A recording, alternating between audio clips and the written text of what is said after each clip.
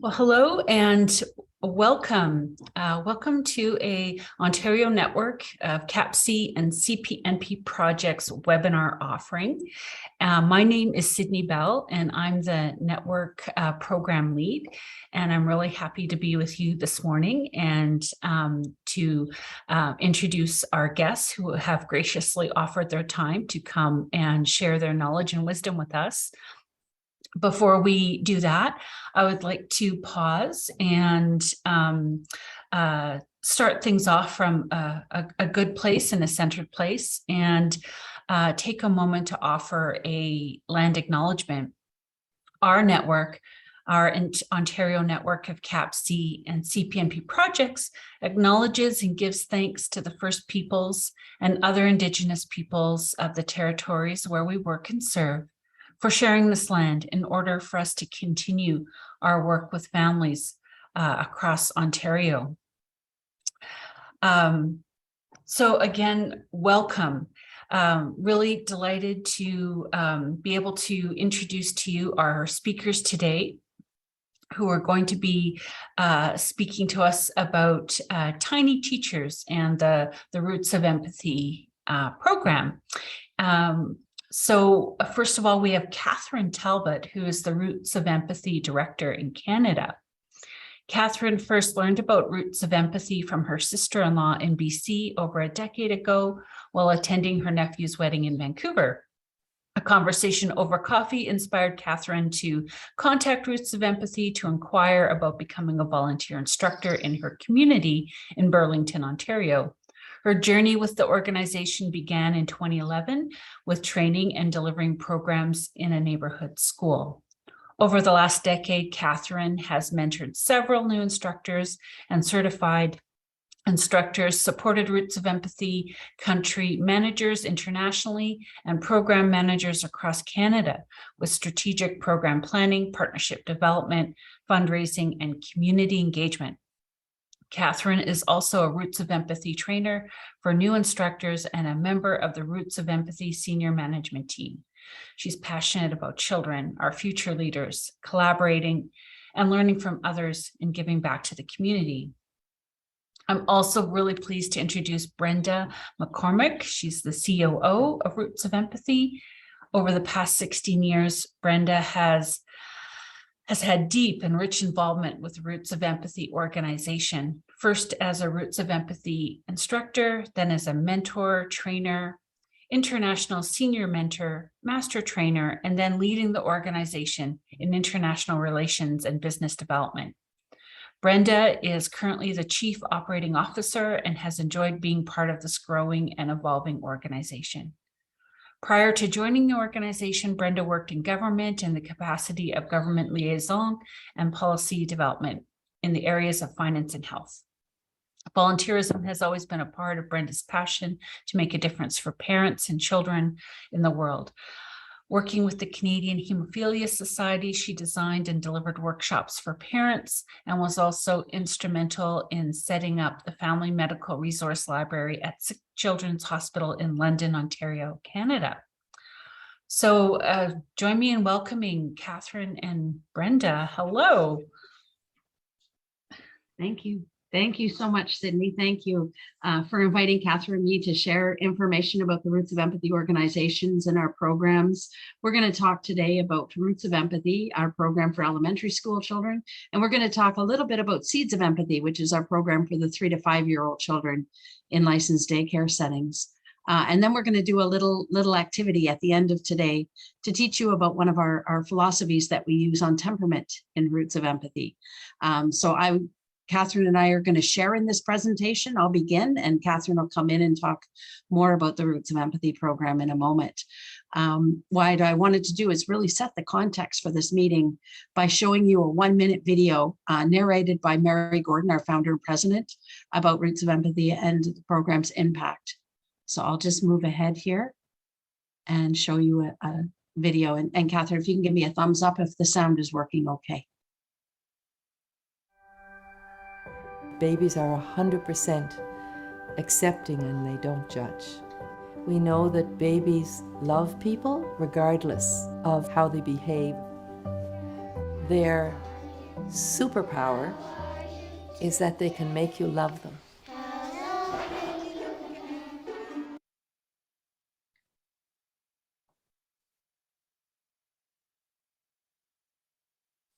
Oh, very sorry. Something happened there.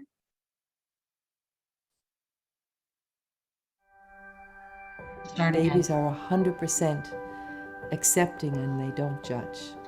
We know that babies love people regardless of how they behave. Their superpower is that they can make you love them. With the help of an instructor, children observe the most powerful relationship in the lifespan. The research calls it the attachment relationship between a parent and a baby. And the children spend time every month with that baby from the time the baby's 2 months old right to the end of school. And they study that baby. They learn about what the baby's feeling.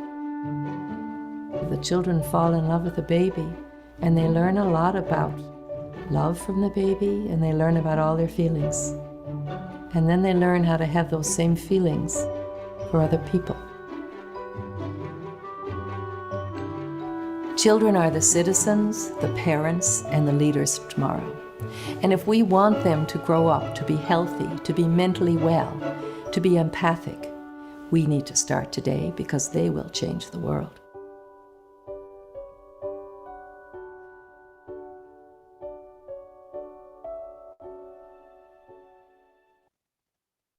There we are. So that's Mary Gordon was narrating that short video there, and Mary started the Roots of Empathy program back in 1996. And in her earlier days, she was the founder of the what was originally called the Parenting Centers in Toronto, and then became the Parent and Family Literacy Centers in Toronto. And in Mary's earlier work and her early experience in working with communities and families that were facing challenges at that time, she could see so much of the suffering and realize that the common denominator in all the cruelty and the neglect and the abuse was the absence of empathy, probably many of the things that we think about today when we hear what's going on in our world. And Mary knew that we were all born with the capacity to develop empathy. It's innate. And that empathy either blooms or fades in the early relationship that we have with those that love us. Empathy is the ability to understand how another person feels and to care about how they feel. It allows us to help those that are suffering, and it also helps us to celebrate with those that are joyful. And in Roots of Empathy, we begin with love. We begin with that early attachment relationship. And you can see from the artwork here that was done by a little person in our Roots of Empathy class, that what can Roots of Empathy teach the world? We asked the children that question at the end of the program. And this little person said, how to love. And you see the big heart and you see their open arms. And that's what happens to children who participate in the Roots of Empathy program. The reason that we work with a parent and baby in both of our programs is to show that first powerful, loving relationship, which is the engine that fuels all future relationships. It's a template for every relationship that little person's going to have in their lives. It's where empathy develops. And with each Roots of Empathy green blanket that we pull out in classrooms, or the Lavender Blanket in our Seeds of Empathy programs, children grow to love this baby. They call it their baby. It allows us to open their minds and to open their hearts into thinking not just about how that baby might feel, but how they feel and how their classmates are feeling. The discussions that are launched in our Roots of Empathy and Seeds of Empathy programs not only broaden children's emotional literacy, which we're going to talk about more a little bit later, but it deepens their capacity to feel for themselves and to feel with one another. So children who may have experienced violence or might have not had that secure attachment relationship can experience over the year what love looks like. So Roots of Empathy is an evidence-based classroom program that has shown significant effect in reducing aggression, including bullying among school children, while it raises social and emotional competence and it increases empathy. The Roots of Empathy program, it takes a universal approach. It engages the whole classroom, including the onlookers and bystanders, rather than targeting or isolating children who are exhibiting bullying behaviors or aggressive children, or even the victims of bullying. And 20 years of research has shown that Roots of Empathy does reduce aggression and increases pro-social behaviors. And those would include things like sharing, caring, including others, being helpful. And Catherine's going to talk more about our research a little bit later on. Our programs are both all about supporting the students and their mental health and well-being. And as Mary said in her video, they are our future citizens and our empathic leaders of tomorrow. The mission of both our Roots of Empathy program and Seeds of Empathy program is to build caring, peaceful, and civil societies through the development of empathy in children and adults. And in Roots of Empathy, we explain to children that empathy means understanding how another person feels. And in Roots of Empathy, we have goals. And the first goal that we have in our program is to foster the development of empathy. And as I had said earlier, the empathy either blooms or fades in that early attachment relationship that children have with their caregivers. They're those people that love them in their earliest days. And empathy really has two parts. And our program helps develop those parts. So the first part of empathy is one that we commonly think of, and it's really the cognitive aspect of empathy, the perspective taking. Sometimes people call it walking in someone else's shoes. So being able to think another way that a person would be thinking.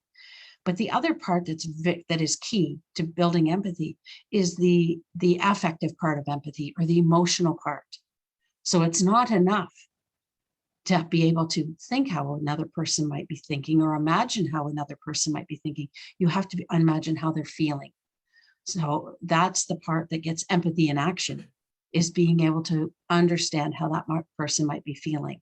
So you have the cognitive part, which is understanding how, being able to walk in another person's shoes, but you've got to be able to feel with it to be able to help someone. We also help children develop emotional literacy in our programs, and that's the ability to be able to reflect on and identify your feelings, because often we want children to be able to regulate those feelings. That's a big word now out in the world, that children are able to self-regulate or emotionally regulate, and they can't do that if they don't know what those feelings are. So being able to bring a baby into the classroom allows us to say to the children, how do you think the baby's feeling? Let's look at the baby's face. Look at the baby's body. What's the baby's body doing? So that children can then identify how the baby's feeling. We then bring them to themselves and say, has there been a time that you felt like that? So giving children the language of their emotions is what we do in both of our programs. We also help children to reduce levels of bullying and aggression and violence, and we promote children's pro-social behaviors. We also want to increase knowledge of human development, learning, and infant safety. We talk to children about all of the safety things that the parent is very aware of. So putting the baby on its back to sleep. We talk with the older children about the risks of secondhand smoke. And we talk about fetal alcohol spectrum disorder with those older children so that they can understand the risks to the baby. We also are preparing our children for responsible citizenship and responsive parenting. So I'm just going to pass it over now to Catherine so that she can introduce you to our tiny teachers. Yes, so thank you, Brenda. And I'd love to introduce everyone to our tiny teacher. At the heart of the program is a neighborhood infant and parent who comes to visit the classroom throughout the school year. Typically, our programs start in October and they finish up before the end of June. The infant that comes into the program with the parent is between 2 and 4 months at the beginning of the program.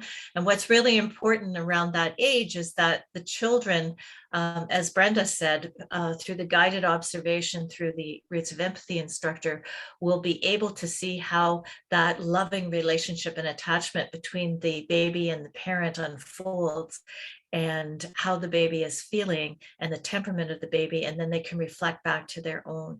And one of the most exciting things throughout the year, as the baby develops over the course of 8 months or so, the children will predict what they think the baby is going to be able to do. And then during the family visit, they'll have the opportunity of seeing and asking the parent, and they'll be able to celebrate those so important milestones of child development in that first informative year. So things like rolling over or sitting up or grabbing a toy and engaging and interacting. So it's a very exciting opportunity for deep learning around the green blanket. And the Roots of Empathy instructor coaches those students to observe that baby's development and to be able to label the baby's feelings. As a result of that, the children are changers, and they are more competent in understanding their own feelings and the feelings of others that Brenda has described. And it really sets them up for success, for learning about themselves and others, but also sets them up for success in leadership, empathic leadership, as they move through their lives. Our program involves the whole school year. The infant and parent come to the classroom once a month, so 9 family visits over the course of the year. In total, we have 27 lessons that are delivered by the Roots of Empathy instructors, and we have 4 curriculums that the Roots of Empathy trained instructor will follow. So if I'm an instructor in kindergarten, I have a curriculum, age-appropriate activities and discussions. If I'm delivering in grades 1 to 3, then I'm in the primary curriculum. If I'm instructing in grades 4 to 6, I'm in the junior curriculum. And if I'm delivering the Roots of Empathy program in grades 7 and 8, I'm in the senior curriculum. The Roots of Empathy curriculum reflects the overall goals that Brenda outlined, and also the goal of the program, but also the goals of education. And it supports the learning in language, in art, in health, in mathematics, in music, social studies, and science. I'd like to now introduce you to our Roots of Empathy instructors. And we're really proud of the instructors that we have delivering programs, not only across Ontario, but nationally and internationally. And those instructors come from a broad range of experience and skills, and we recruit them every year to build our capacity to grow programs and to deliver more programs in classrooms in rural and urban and far-reaching communities. So this is a photo of a group that was trained in Thunder Bay with our Roots of Empathy certified instructor. And the instructors represent parents and community volunteers, which is how I got started as a community volunteer. We also have educators, such as early childhood educators or child and youth workers or counselors. More recently, we've been engaging a lot of mental health leads in the school boards. We have retired teachers, public health practitioners, and social workers. So a broad range of experience comes to that classroom.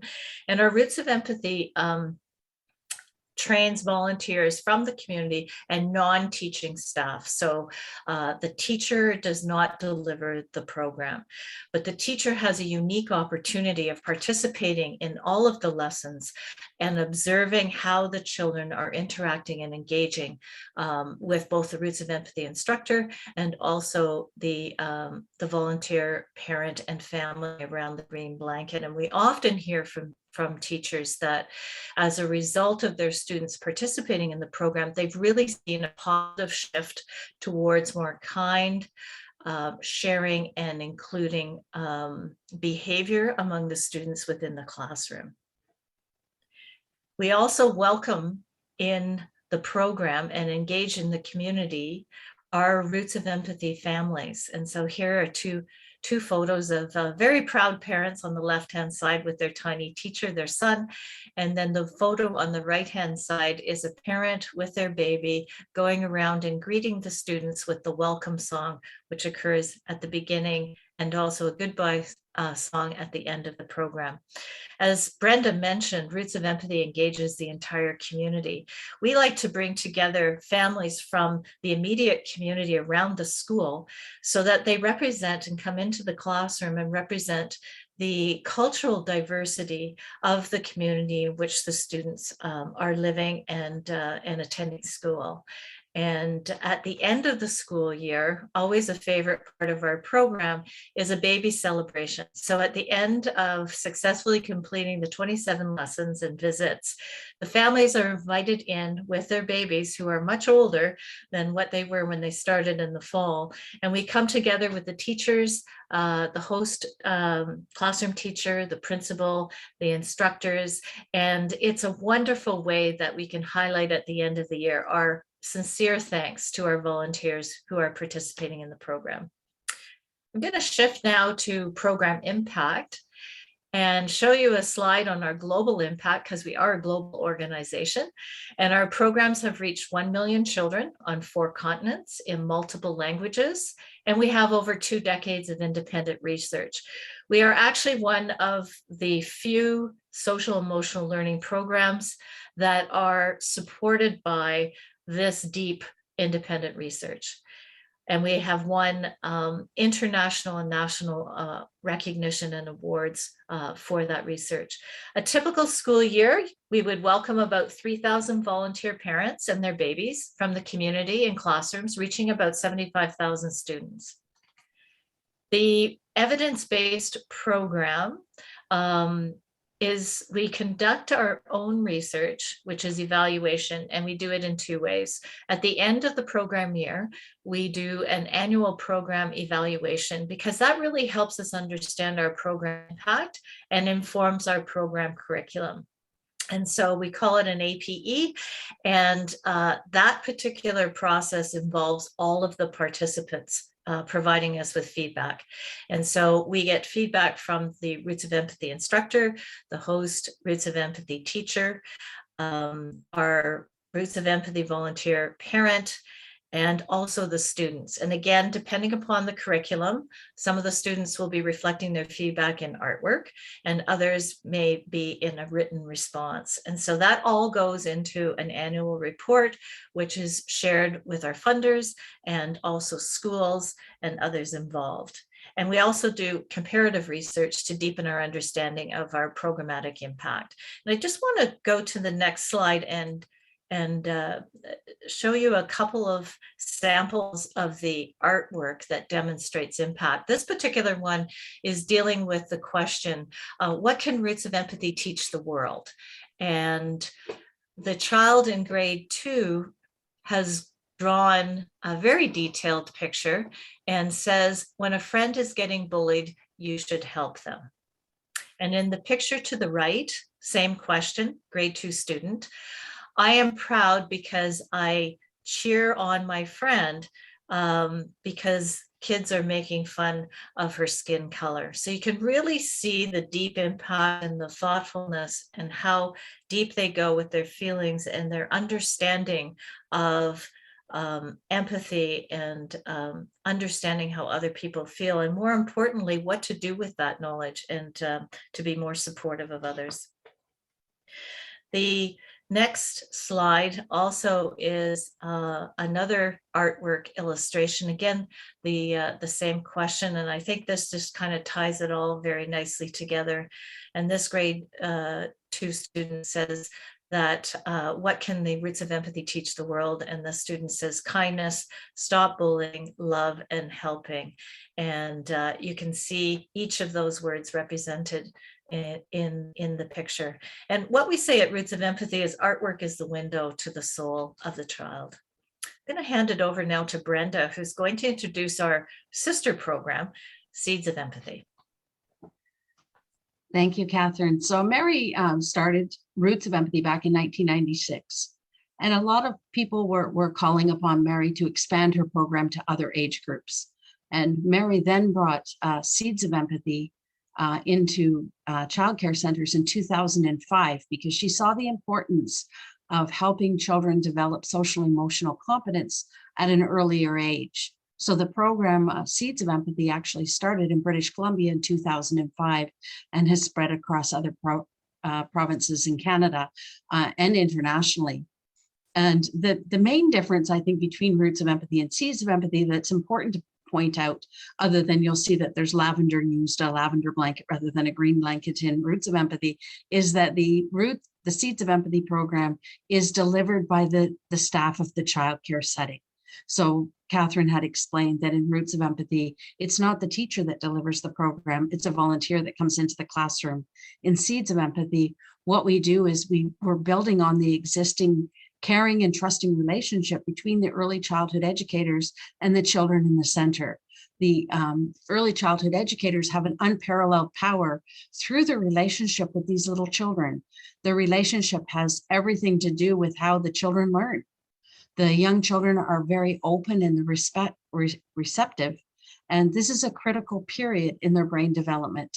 This is why Mary Gordon would say that to care is to teach. So there's really three components to the Seeds of Empathy program. There's the social emotional competence part of the program. We're secondly helping children develop early literacy skills and attitudes towards reading. So we don't teach children how to read, we teach them, we're impressing upon them a love of reading. And then our Seeds of Empathy program is also professional development for our early childhood educators. So how the program works, there's 10 themes in the Seeds of Empathy program, and it's on a 3-week cycle. So the first 2 weeks of the program are literacy circles, and there's 20 books in the Seeds of Empathy program. So over that 2-week period, we have literacy coaches who read these storybooks to the children and then do activities that follow up. And those literacy circles take about 15 minutes for the early childhood educator to deliver. And those are delivered, like I said, over the first 2 weeks of the cycle. And the third week is the family visit. So it's very much the same as the Roots of Empathy program. That baby's between 2 and 4 months old when they come into the classroom for the first time. And the children are going to see that little baby and their parent 10 times over the school year. The goals in the Seeds of Empathy program for the children is for the development of empathy. And Mary would tell you that empathy is caught, not taught.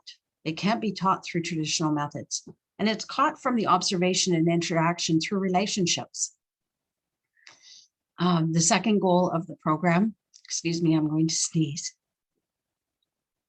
That always happens during a presentation.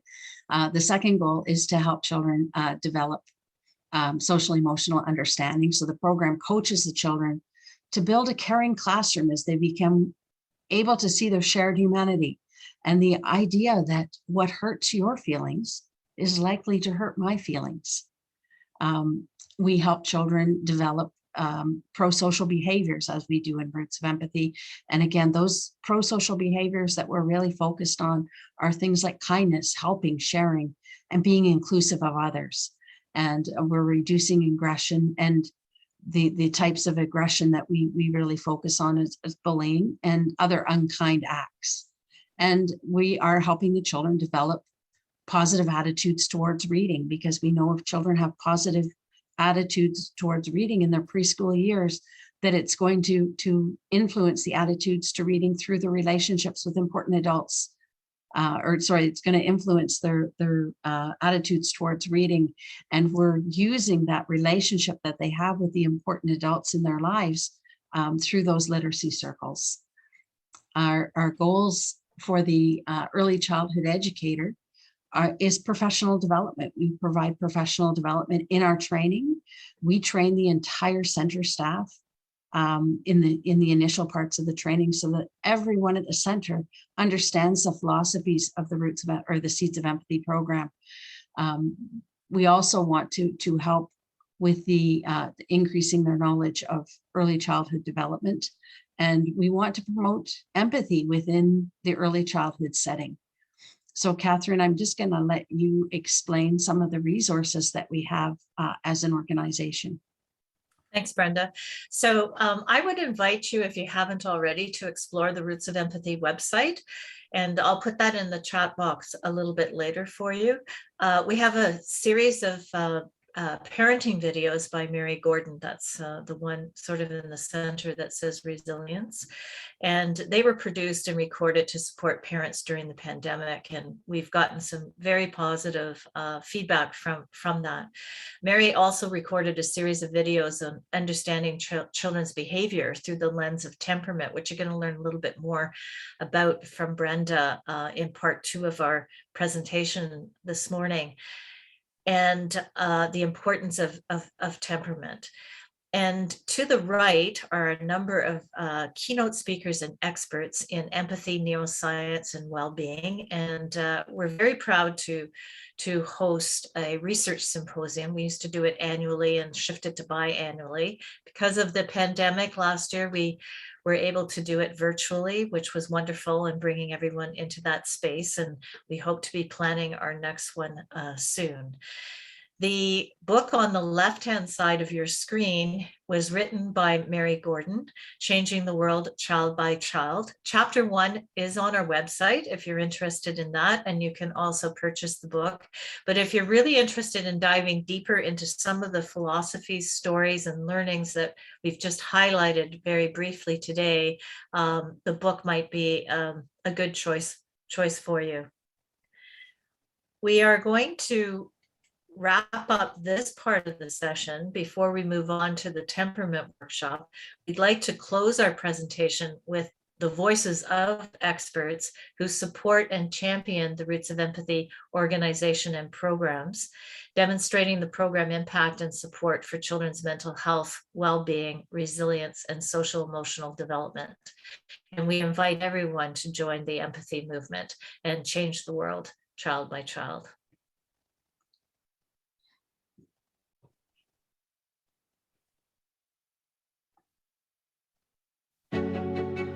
The work that you do is world-changing. One of the great things about Roots of Empathy is that it's an experience-based program. And I began to see something extraordinary in a classroom. A group of kids who cared, who were concerned, who loved that baby. But what I love most of all is that although it's a universal program, it has the biggest impact on the children who need it the most. And I saw this time and time again. Is that Northern Ireland, as you will know, has a long history of civil conflict. The idea of empathy and the exploration in this program of how empathy is something that we all need, and children in particular are so receptive. One of the elders on the break came up to me and said, "This is the first time that I've been in a school since residential school. This program is very much the way that we as a community raise and teach our young people." I start to feel softer, happier, calm, and just joyful. I look around our classroom and everyone is happy. It's like Roots of Empathy just changed us. All our anger and all our stress, it goes away. As Mary Gordon says, one child at a time. But if we can help that one child, and that one child becomes an ethical and compassionate leader who leads with empathy, what a difference that child can make. I think I want to live in that world, one where people are kind and empathetic, where their well-being is important.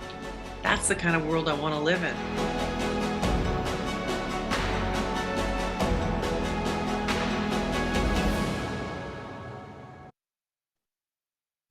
There we are. So we've had a chance this morning to talk to you a little bit about our Roots of Empathy and Seeds of Empathy programs. Sydney, I don't know if there are any questions in the chat that we should address before we go on to the second part of our presentation, which is on temperament. Hi, Brenda. I haven't seen any questions at this point. Good. Okay. What we'll do is we'll go on because we've got a bit of an exercise to go through that's going to allow people to interact a little bit with us. We wanted to talk about temperament, and temperament is something that we bring into both our Roots of Empathy program and our Seeds of Empathy program to understand that we are all different. We are the same in our emotions, but the way we react to the world is different, and it's okay. So children come to understand that they may react to something in one particular way and their classmate might be different, and that's all right. So temperament in Roots of Empathy is a person's innate predisposition to respond to the world in a particular way. And Roots of Empathy, the Roots of Empathy organization, uses the research that was done by Stella Chess and Alexander Thomas. Back in the 1950s, the couple started a longitudinal research project to understand why people born of the same parents might react very differently. So they were helping families understand, and we probably have people here who can understand how with some children in your family, there's a goodness of fit, that everything just works out really nicely. And then other children, there's a little bit of gnashing of heads. So they wanted to help those parents understand why that was happening. And we use that philosophy in Roots of Empathy to help children understand why they might be different and why it might be more difficult for them in some situations than other children in the classroom. We use the baby again for them to understand the uniqueness of this little baby. So we'll say to them, wow, look at our baby. Our baby keeps trying and trying. They're trying to reach that toy. Do you think that it's very frustrating for that baby to keep trying, or do they seem okay? And the children will say, no, I think they're okay. So yeah, the baby might be very persistent in that. Who here finds it very difficult to keep trying and trying when something's hard? What a nice way to say to children, because children are expected to have that perseverance. We see it as a trait. Well, we know in Roots of Empathy that you're innately predisposed to either have that ability to be very persistent or not.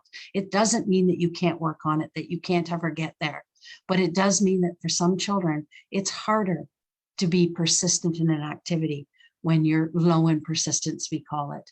It helps children respond appropriately. It helps them understand themselves, and it bridges the unique differences between one another.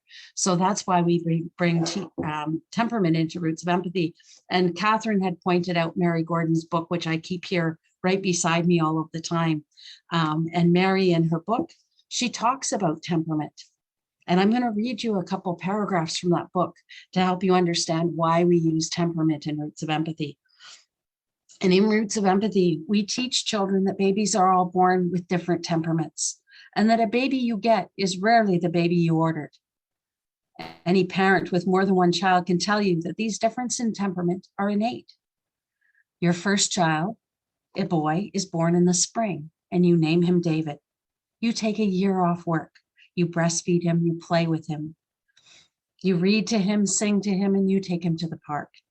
David feeds contently, sits happily on your lap, sits equally happily on the lap of your friends when they come to visit, goes to sleep easily, and wakes up smiling. 3 years later, your second child, also a boy, is born in the spring. You name him Max. You take a year off work. You breastfeed him, play with him, read to him, sing to him, and take him to the park. And there's where the resemblance ends. Max fusses at your breast. He turns his head at every sound. On your lap, he wiggles and arches his back. He howls when you try to hand him over to your friend.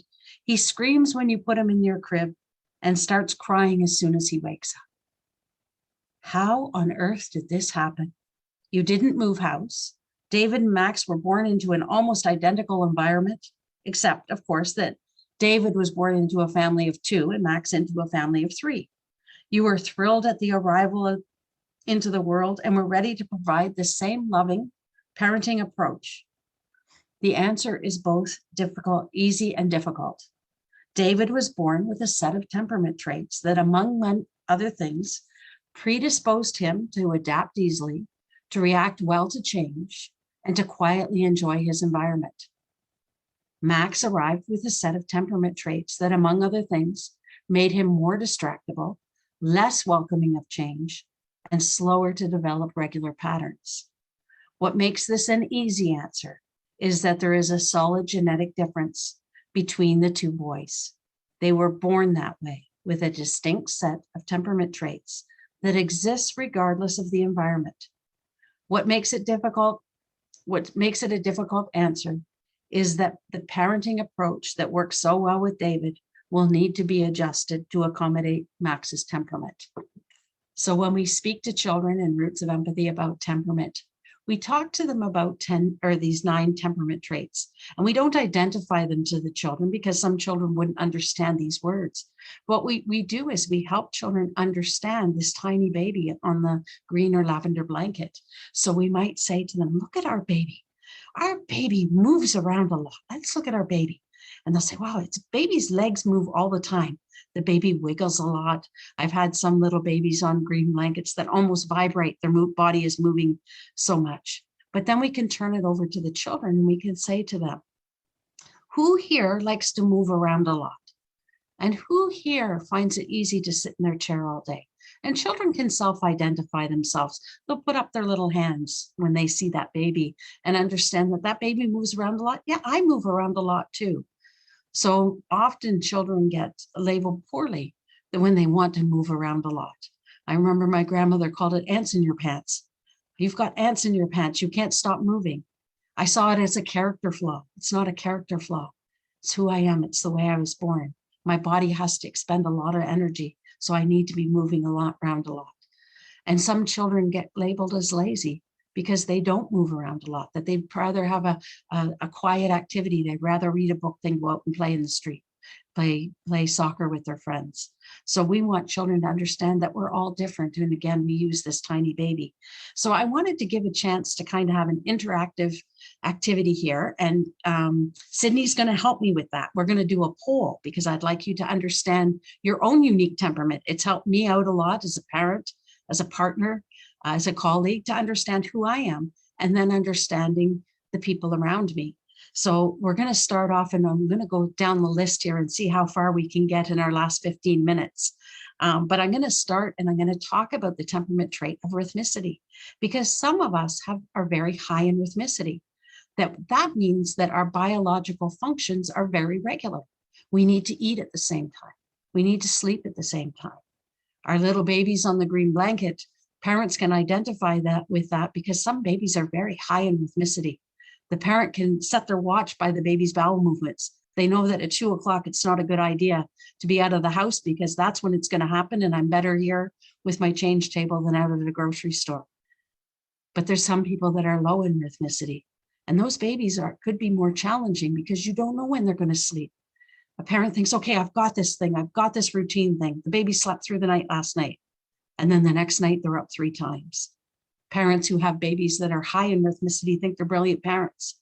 And then their next baby is Max, and Max doesn't sleep.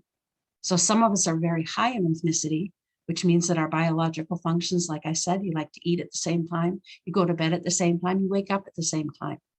So Sydney, if you can set up the first poll for rhythmicity, I'm going to ask you to reflect upon yourself. And do you think you're high in rhythmicity, which means those functions are very regular? Or do you think you're low in rhythmicity? Or again, this is on a continuum.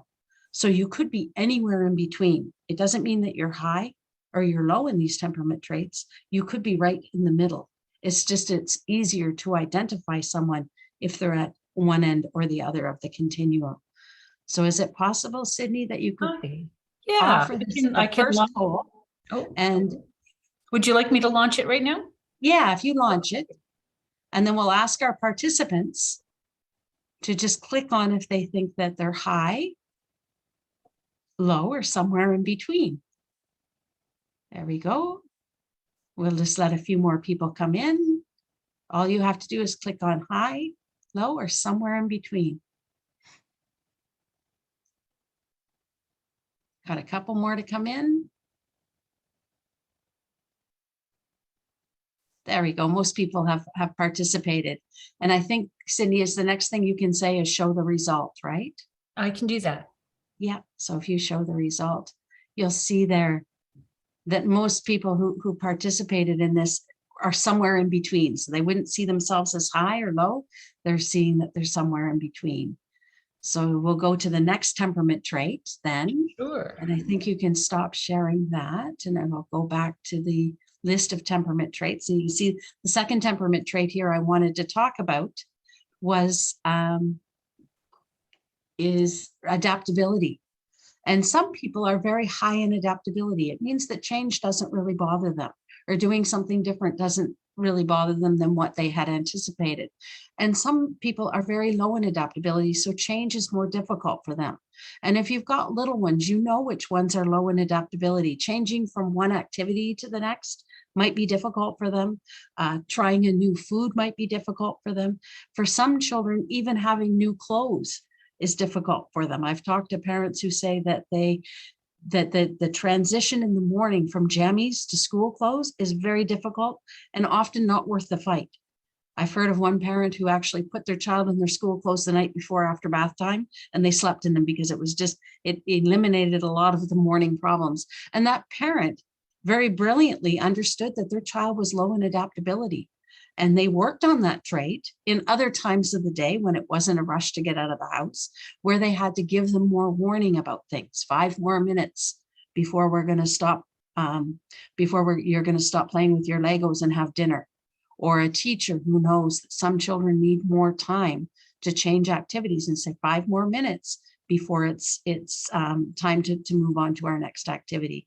So as adults, we know, and you can probably think of some people who are low in adaptability. And I always, when I'm giving this presentation, pick on my poor husband, because before knowing a lot about temperament, he was very low in adaptability and still is. However, now he always has plan B in his back pocket. And one of the stories I tell is about, and you're all Canadian, so you could relate to this. We were going to the keg for dinner, which I love going to the keg, and so does he. And when we got to the keg one night, there was a note on the door and it said, "We're closed tonight. It's our holiday party." It was in January, and they delayed their party to a least busy part of the year.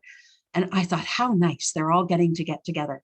Well, my husband could not make the switch in his head from the keg to any other thing. So we didn't have dinner that night because the disappointment that he felt overrode his anger and his hunger and any other things he wanted to do. And he couldn't make a switch.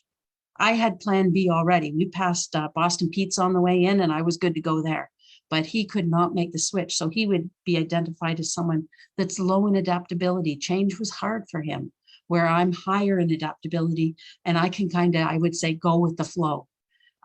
Is more like what I'm like. So Sydney, if you can put up the next poll, I just want you to think about yourself. And again, these are not good or bad. It's just who you are. So you're not being judged here in any way, and the children are never judged, but it's who you are. And it helps you understand why you might react in a certain way to something or a situation. And understanding some children are very low in adaptability, and disappointment comes to them very quickly when things don't work the way they had anticipated. So there we go. If you just want to share that result, Sydney, people can say that we feel that we probably as a group, we are higher, we have more people that are higher in adaptability, but a good blend of everybody. And you can see that everybody is different. Everybody comes into this in a different way. So if you can stop sharing that one, Sydney, I'll go on and I'll talk about intensity, because intensity, as we describe it in Roots of Empathy, is how you show your emotions. So some of us are very intense. We laugh very loud. We have big crocodile tears. And there's other people who are more, come across as being more even in their sharing of emotions, but it doesn't mean they're feeling them any differently. It means they're expressing them differently. So think of some children who, when they're disappointed or they're angry, you have very loud outbursts. Doesn't mean that the little child next to them that really isn't showing that anger or that disappointment in the same way doesn't feel the same way. So we have to understand sometimes that we all show our emotions differently. It doesn't mean that we feel them differently. So sometimes the little babies on our green and lavender blankets, when they're upset, you get great big cries from them. And you can say to the children, wow, look at the baby. Is the baby very upset? Does the baby show that it's very, very upset? And how many people here, when you're upset, you show it with your whole body. Your whole body gets tight like that, just like the baby's is. So it helps children understand how they express their emotions. Do they express them big and loud or more to themselves? And, again, it's not good or bad. And we express that to the children quite often. My daughter is very high in intensity, and I love going to movies with her, because especially a funny movie, because I get so much enjoyment out of her big belly laugh when something is funny in this funny movie. And we talk to the children too about emotion contagion. You know, when you're around people that are feeling very happy and joyful, it passes on to you. So we talk to children again about the intensity in which they show their emotions. So Sydney, if you can pop the poll up there, we can ask people, thinking about yourself, would you identify yourself as someone who's very high in intensity, again, showing your emotions very strongly, or someone that's low in intensity?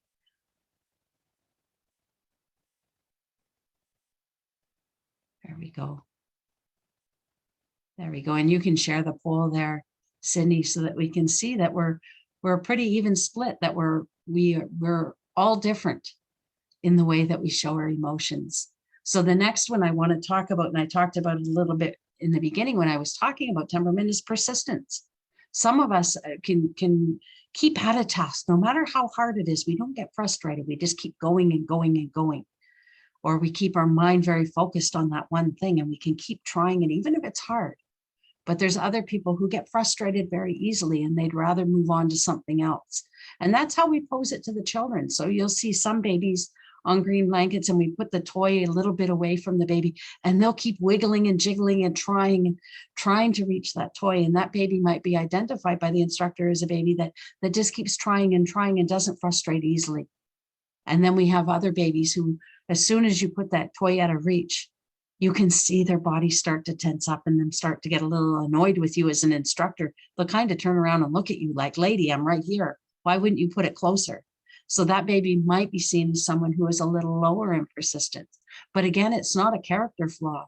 It's just how that baby was born. It's the package that they came in, Mary would tell you. So those children, when they're faced with a difficult task, they might have to have a little bit extra encouragement or help from people in order to get through that task before their frustration overwhelms them. So if you think about yourself and your level of persistence when you're faced with a very difficult task, do you get frustrated very easily, or does it take a long time to get frustrated? That's how we'd say it to the children. So Sydney, if you can put up the persistence poll, we'll just give people a chance there to.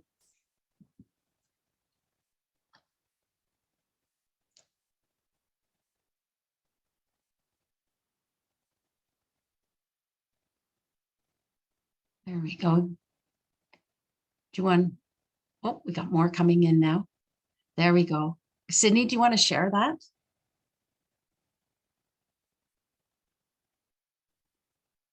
There we go. So we can see that we've got people that are high and somewhere in between. Again, temperament is innate.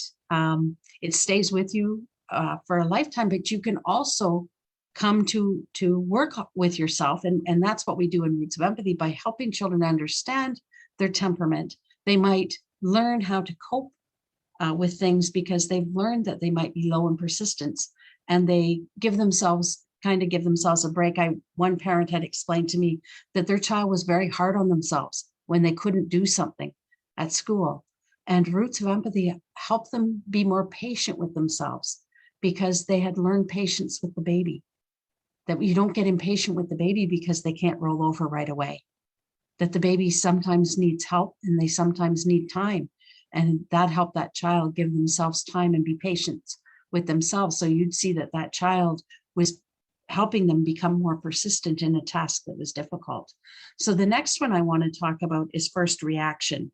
And that's kind of your first reaction to a situation or a person or anything. And we say that you're in first reaction, we have children who are very cautious in their first reaction and children who are very adventurous in their first reaction.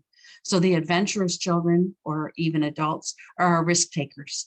They're going to jump right in and do all kinds of things. So, those are the bungee jumpers and the skydivers are more adventurous.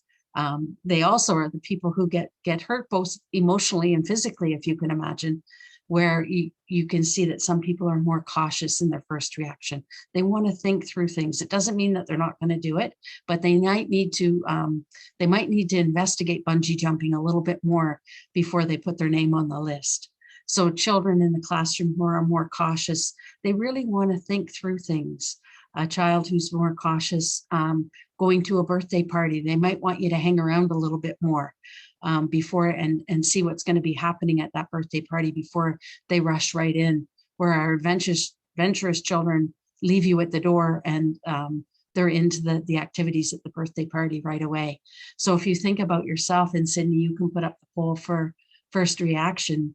If you think about yourself when you're faced with something new, would you say that you're adventurous, which would be what on the poll there would be more high, or would you think that you would be low, which we would identify to the children as being cautious in your first reaction to things?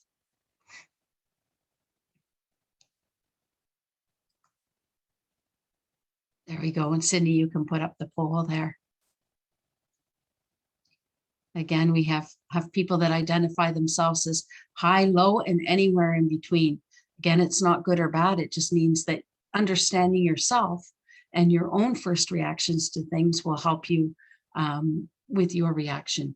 So the next one, and I'm sorry, I apologize for rushing through these, but we've only got a couple more. So I'm going to talk about mood, and then I think we have to end because I want to be respectful of people's time. But mood in Roots of Empathy, we don't talk about good mood, bad mood. What we're talking about is the way that you present yourself to the world. And we talk to the children about being sunrise in your mood, or serious, or sunset. And I use sunset because both are beautiful, but they're very different. So you can picture for yourself a person or a child, someone in your life who is very sunrise in their mood. It means they wake up in the morning with a big smile on their face, that you can often, they are, some people would call them the glass is half full people. And then we have the people who are more serious, and we have babies in our program. We call them the philosopher kings. They are queens. They don't smile often. They're looking very serious at what's happening. And it's just the way that they present themselves to the world. So we've got one more minute. We'll do one more poll. Who are you and how do you present yourself to the world? Are you more of a sunrise person or a sunset person? Again, it's not good or bad. It's just how you present yourself to the world. And we've got people that are right in between.